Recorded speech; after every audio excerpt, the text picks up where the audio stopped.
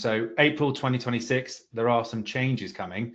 So are you able to give us an overview of what are the changes, certainly the big changes that are going to be taking effect? The changes to requirements for this April coming up are not actually too many changes to the requirements themselves. If you read the requirements document, there's a few phrases that have changed where the odd words come out, etc., to try and make it clear that we're talking about anything that has an inbound or outbound connection to the internet is in scope. There was a few words like trusted was used in there, and it was being not used in the correct method, because actually the reason when we were talking about trusted and untrusted in that was the internet, the space that is the internet, is an untrusted area completely. And so, but it wasn't being used in that, it was being used for various purposes. But we've taken some wording out there and changed it.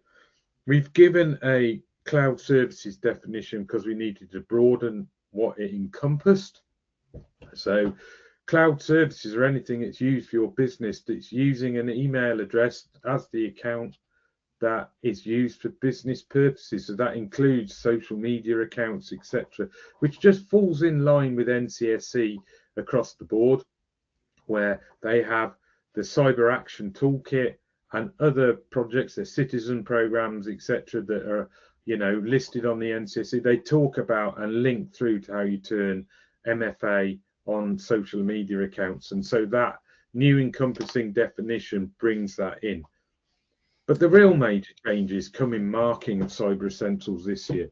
So if you have a multi-factor or cloud service that has multi-factor, and you don't use multi-factor in your organization and don't switch it on, that will become an automatic fail of the assessment.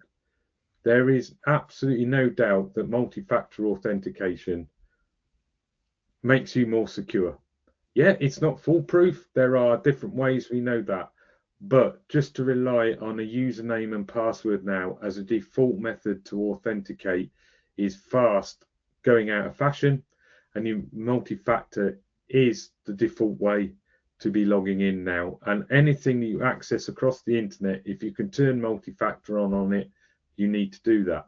Now, I need to be clear, that does mean if it's you've got to pay for a multi-factor service because the cloud service is saying you've got to pay for it, you need to pay for it.